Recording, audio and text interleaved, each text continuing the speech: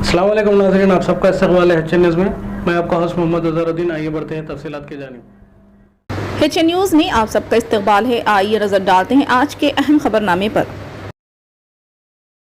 Indonesia के गंजुरुहान stadium में match के बाद ग्राउंड में पैदा होने वाली भगदड़ में 129 अफराद हलाक हो गए। इंडोनेशिया की पुलिस ने बताया कि 180 से ज्यादा अफराद जख्मी हुए हैं। ये वाक़या मशरिकी जावा के मलंग रेजेंसी में हफ्ते की रात अरीमा और परिसेबा के दरमियान फुटबॉल मैच के बाद पेश आया। दोनों टीमों के शायकीन की बड़ी तादाद इस मैच को देखने के लिए स्टेडियम पहुंची, लेकिन जैसे ही अरीमा की टीम इस मैच में हार गई, इस टीम के हजारों शायकीन ग्राउंड में पहुंच गए, जिसकी वजह से शदीद तसादुम हुआ। वहां मौजूद पुलिस ने हालात को काबू करने की कोशिश की, लेकिन कोई फायदा नहीं हुआ। इन्होंने आंसू गैस का इस्तेमाल किया। अरीमा टीम के हामियों की बड़ी तादाद ग्राउंड में दाखिल होते ही भगदड़ मच गई। दूसरी जानिब पुलिस की जानिब से चलाई गई आंसू गैस से दम घुटने से मजमूई तौर पर 129 अफराद हलाक हुए। इनमें 34 अफराद ने ग्राउंड में ही दम तोड़ दिया, जबकि बाकी अफराद हॉस्पिटल में फौत हो गए। मजीद 180 अफराद शदीद जख्मी हो गए और जिन्हें हॉस्पिटल में शरीक कर दिया गया। इस अफसोसनाक वाक़े में मरने वालों में 2 पुलिस अहलकार भी शामिल है। मुकामी हुकाम ने बताया कि स्टेडियम में 34 अफराद हलाक हुए, जबकि दिगर अस्पताल ले जाने के दौरान दम तोड़ गए।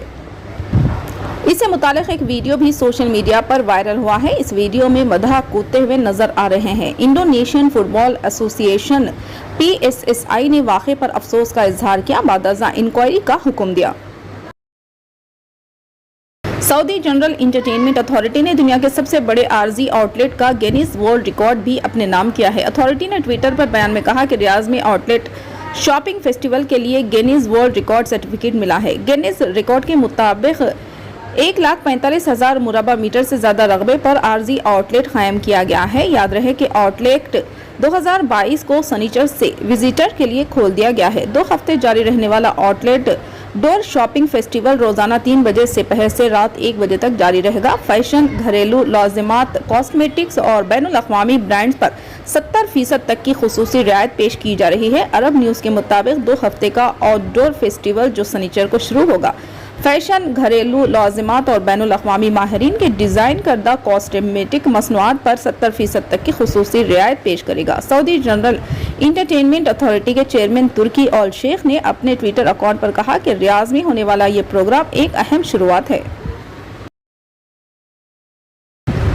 जमात इस्लामी हिंद ने जनीन के असकाते हमल को एक अखलाकी जुर्म करार दिया और सुप्रीम कोर्ट से अपने फैसले पर नजरसानी करने की अपील की है, जिसमें तमाम खवातीन शादीशुदा और गैर शादीशुदा हमल के 24 हफ्तों तक कानूनी असकाते हमल का हक दिया गया है। JIH के नायब सदर प्रोफेसर मोहम्मद सलीम इंजीनियर ने जमात के हेडक्वार्टर में मीडिया के नुमाइंदों से खिताब करते हुए कहा कि अदालत के फैसले से खवातीन के इस्तेहसाल में इजाफा होगा, क्योंकि मर्द अब अपने आमाल के नतायज से नहीं डरेंगे। वाज़ेह है कि अदालत उज़्मा ने हाल ही में फैसला सुनाया कि शादीशुदा और गैर शादीशुदा खवातीन में कोई फ़र्क नहीं होना चाहिए और जहाँ तक असकाते हमल के हुकूक़ का ताल्लुक़ है, इसमें गैर शादीशुदा खवातीन को भी मुतफ़िक़ा रिश्ते में शामिल करना चाहिए। इसी फैसले में अदालत ने यह भी फैसला दिया कि खवातीन को तवल्लुदी खुद मुख्तारी होनी चाहिए और शौहर या ख़ानदान के किसी दूसरे फ़र्द की रजामंदी की ज़रूरत नहीं है। इसका जवाब देते हुए JIH के नायब सदर ने कहा कि यह मसला जनीन की ज़िंदगी से मुताल्लिक़ है, जो अपने हुकूक़ का दिफा करने के मौक़ूफ़ में नहीं है और जनीन को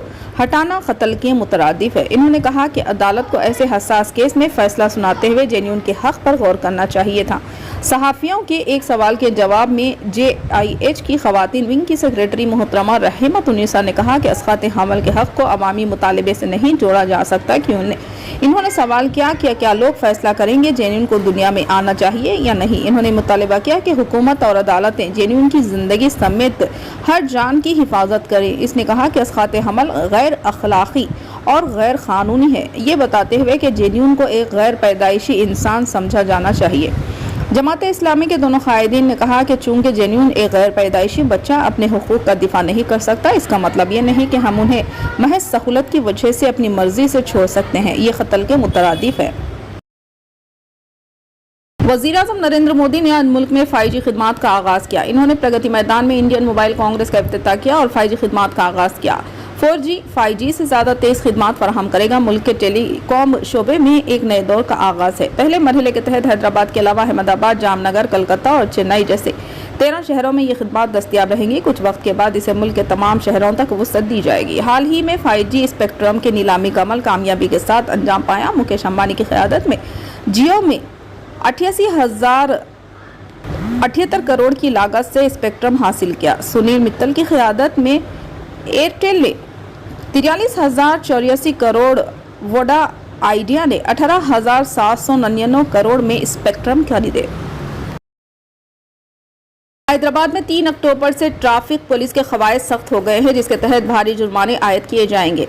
ट्रैफिक पुलिस इसके लिए खुसूसी मुहिम का आगाज करेगी। मुहिम के दौरान पार्किंग में रुकावटों और गैर मजाज कब्जों को बर्खास्त करने की सरगर्मियों में शिद्दत पैदा की जाएगी। सड़कों के किनारे गैर मजाज कब्जे करने वालों के खिलाफ मुकदमे दर्ज किए जाएंगे और कब्जों को बर्खास्त किया जाएगा। जुर्माना 100 रुपये से लेकर 1000 रुपये के दरमियान होंगे। 2 व्हीलर गाड़ियों को ले जाने के चार्जेस 200 रुपये और जुर्माना 100 रुपये होगा।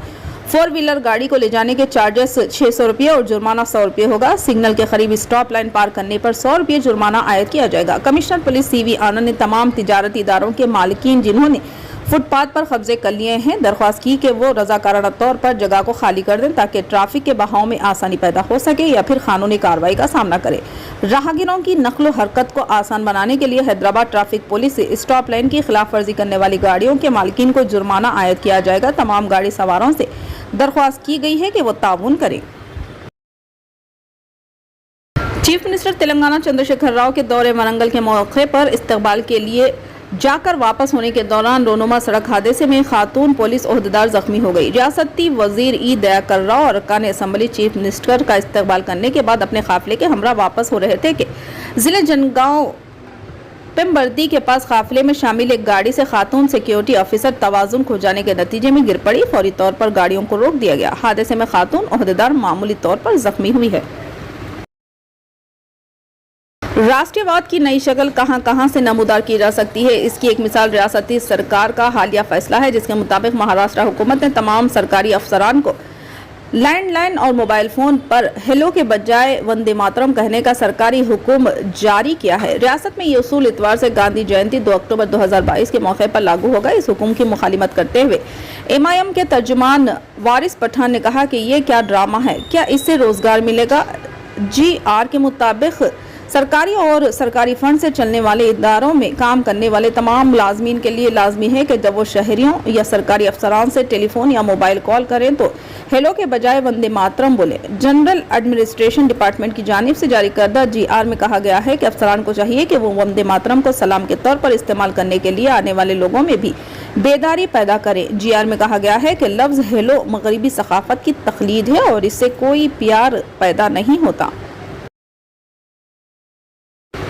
मारूफ साबिक क्रिकेटर सैयद अय्यूब हुसैनी ने कुल हिंद मजलिस तामीर मिल्लत के 77वें यौम रहमतुल आलमी तकारीब के ज़िमन में क्रिकेट के मुकाबलों के आगाज़ के लिए रेड हिल्स ग्राउंड पर बतौर मेहमान खुसूसी शिरकत की। इस तरह इन्होंने यौम रहमतुल आलमीन के सिलसिले में मुनक़िदा स्पोर्ट्स मुकाबलों का इफ्तिताह अंजाम देते हुए इस रवायत का अहिया किया, जिसकी बुनियाद इनके वालिद बानिय तामीर मिल्लत सैयद खलीलुल्लाह हुसैनी मरहूम ने 75 साल पहले कायम की थी। इस साल यौम रहमतुल आलमीन तकारीब के सिलसिले में क्रिकेट के साथ ही साथ football, volleyball, kabaddi, karate, shooting, arm wrestling, अब 2 टेक्नोलॉजी यानी कोडिंग और रोबोटिक्स के मुकाबले भी मुनक़िद किए जा रहे हैं। ये मुकाबले 1 अक्टूबर से 8 अक्टूबर तक मुनक़िद होंगे। इन मुकाबलों के लिए मुकर्रर पहले दिन क्रिकेट के मुकाबलों के साथ ही साथ हाई स्कूल ग्राउंड गोलकुंडा पर फुटबॉल और मुगलपुरा इंडोर ग्राउंड पर वॉलीबॉल के मुकाबलों का आगाज़ किया गया। वॉलीबॉल के मुकाबलों का तामीर मिल्लत के जनरल सेक्रेटरी उमर अहमद शफीक और फुटबॉल के मुकाबलों का MS एजुकेशन एकेडमी के डायरेक्टर मोहम्मद निज़ामुद्दीन ने रस्म इफ्तिताह किया।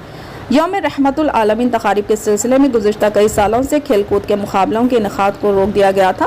क्रिकेट सैयद अय्यूब हुसैनी ने इस साल यौम रहमतुल आलमीन तकारीब में खेलकूद के मुकाबलों की दोबारा शमूलियत पर मसरत का इजहार किया और इस सिलसिले में इन्होंने MS एजुकेशनल एकेडमी के चेयरमैन मोहम्मद लतीफ़ खान के मशवरे और ताउन को सराहा। मोहम्मद लतीफ़ खान को 73वें यौम रहमतुल आलमीन तकारीब का सदर इस्तकबालिया बनाया। यौम रहमतुल आलमीन तकारीब में क्रिकेट के तमाम मुकाबले 1 अक्टूबर तक 6 अक्टूबर रेड हिल्स प्ले ग्राउंड पर, फुटबॉल मुकाबले 1 तक 3 अक्टूबर गोलकुंडा हाई स्कूल ग्राउंड पर, कबड्डी के मुकाबले 3 तक 5 अक्टूबर केशवगिरी ग्राउंड चंद्रायन गुट्टा पर और कराटे व आर्म रेसलिंग मुकाबले 7 अक्टूबर को विक्ट्री प्ले ग्राउंड पर मुनक़िद होंगे। फिलहाल के लिए इस खबरनामे में बस इतना ही। देखने के लिए आपका बहुत बहुत शुक्रिया। अगर आप नए हैं इस चैनल पर तो सब्सक्राइब ज़रूर कर लें और बेल आइकन को दबा लें ताकि हमारी हर खबर आप तक पहले मिले। फिलहाल के लिए इस खबर में इतना ही। देखने के लिए आपका बहुत बहुत शुक्रिया। अगर आप नए हैं इस चैनल पे तो सब्सक्राइब ज़रूर कर लिए और बेल आइकन भी दबा लिए ताकि हमारी हर खबर आप तक